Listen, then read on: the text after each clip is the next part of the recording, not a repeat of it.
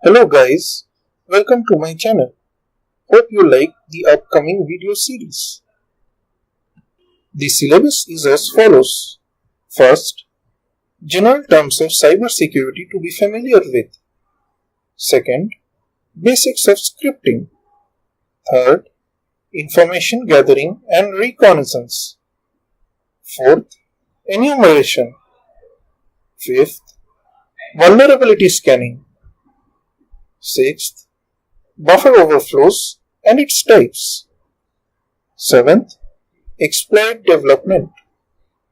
Eighth, privilege escalation. 9. Coding best practices or secure coding. Some of the prerequisites of this course are as follows. First, you would require a penetration testing distro like Kali Linux or Parrot OS.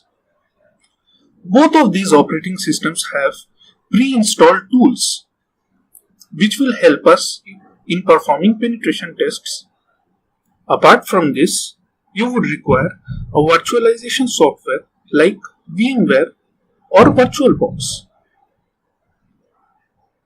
The code snippets used in the tutorials will be hosted in GitHub. Links will be provided in the description. So, without further ado, let's get started.